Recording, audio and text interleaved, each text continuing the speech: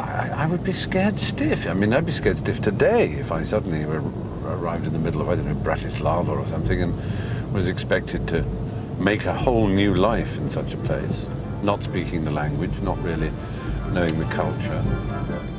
It was sugar that had brought Martin to England. He was offered a job at a sugar beet factory in Bury. Back in Slovakia, he had been an agricultural advisor to the largest sugar factory in Europe.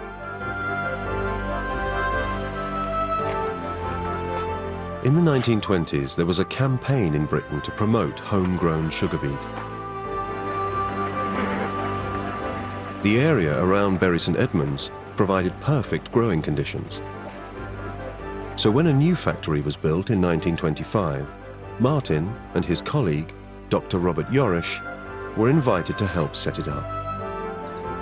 The sugar factory still dominates the town. Oh my God, is this what my grandfather gave Bury St Edmunds? You can't believe this is a little East Anglian market town.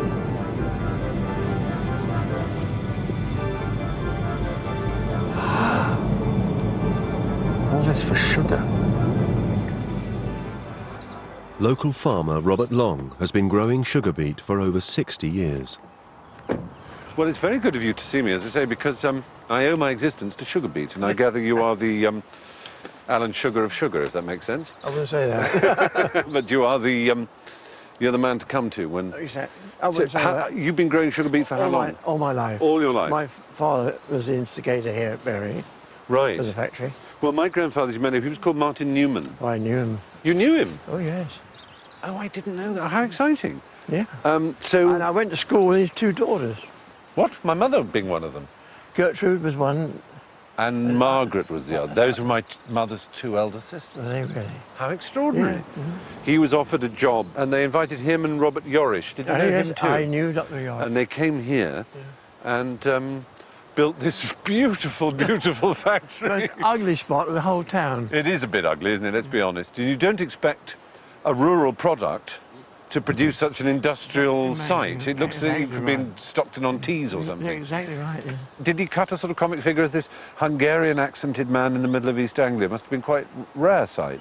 It was a rare sight. Yeah, but he was liked? He was a charming man. Yeah. He was very liked, and he did an awful lot to the industry in this country. Must have been about the only people from that part of the world here in Bury. Exactly. Yeah. It was wonderful. I'm so glad you were so nice to them.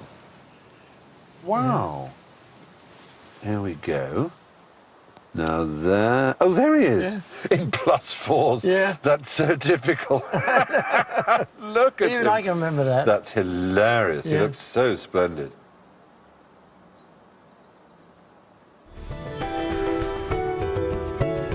Which is awful. You can't, and I don't know. Amazingly like you. No, he used to say it. He used to tweak my nose Yes, he and say, did. "You've got my nose." Yes. You said, no, it's mine. Yes. Go round, we could reproduce it. Absolutely. You stand in front of me, I'll be your father, which is a Freudian nightmare. You have to stand here. Yes. And there we are. Oh,